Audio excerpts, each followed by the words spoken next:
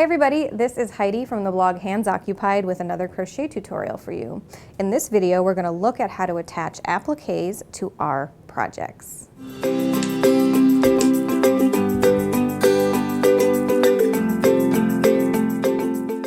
Adding appliques to crochet projects is super easy. All you need are an applique, in this case this cute little butterfly, which we have another video for elsewhere on the site, just search for crochet butterfly, and a placemat, the pattern for which you can also find on the site. Same procedure applies. So we've got these two things, but we also need a pair of scissors, a tapestry needle, which is basically just a sewing needle, but it's bigger. It has a big enough eye so that yarn can go through it, and then some yarn that matches either the applique or the thing that the applique is being sewn to. So to save us time, I've pre-threaded this needle and we've got the applique and the placemat ready. So we're going to turn to the side of our placemat that our applique is not on. So right here, I'm just going to pick a spot and draw my needle through it. And I'm going to leave a tail here. If you're worried about pulling the yarn through too tightly, you can tie a knot, but for a more finished look, I'm going to show you how to do it without a knot. So to clarify, you can put a knot as a placeholder for now, or you can leave it and just be careful to not pull it through. So we're going to turn back to the right side of our work, and we've got the yarn through the placemat and we've got the butterfly here. So now I've got the wrong side of my butterfly and I'm just going to pick a stitch to sew the yarn to. And I'm going to pull through, being careful again not to draw the tail through that work. And now our butterfly has begun to be attached to the work.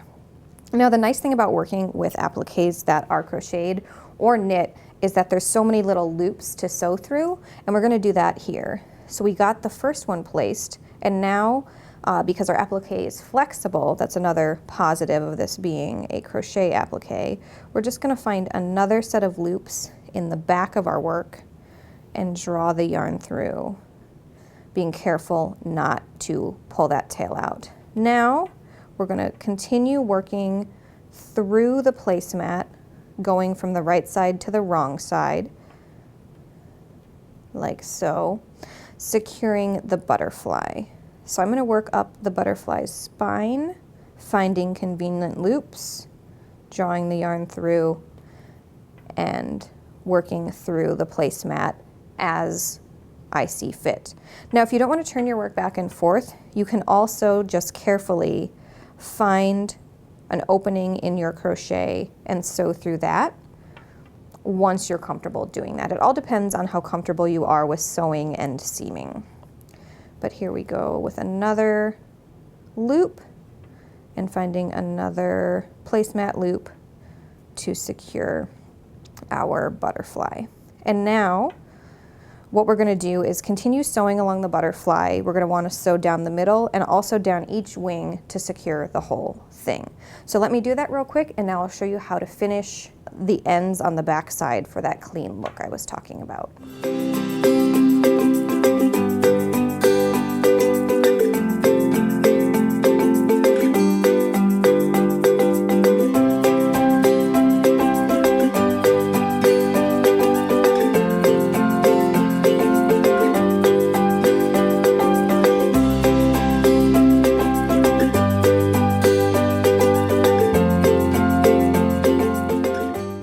Once your applique is suitably attached, it can be attached really tightly if you prefer that, or a little looser if that's the look you're going for.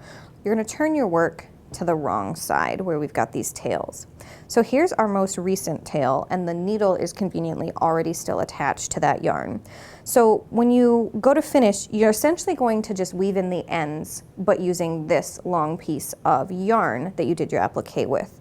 So the fast way in crochet is to find a ridge that you've worked in before and simply run your yarn through that.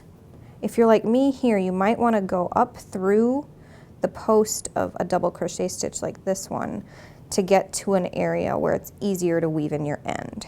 So right here we've got all of these loops, and I'm just looking for the V's of these loops, and especially since I'm sewing with the same color of yarn that since I'm weaving the end in with the same color yarn that I'm working into, I can be a little bit quicker about where I hide my end. But if you're using a color that's not the color of the body of the yarn you're working into, you'll want to be really careful about hiding the ends, unless you don't care about how that looks. Usually I don't care, because by the time I'm done with the project, I'm just excited to be done with it, but that's just a tip to keep in mind for those who are a little more particular.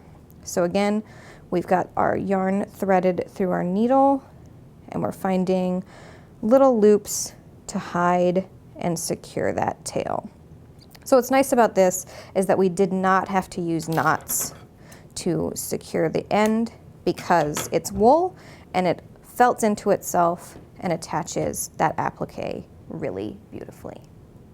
Appliques are a great and simple way to add color and interest and texture to your projects without having to fuss with messy color work. If you've got any other ideas or tips for adding appliques to projects, let us know in the comments, and tune in again soon for more crochet tutorials.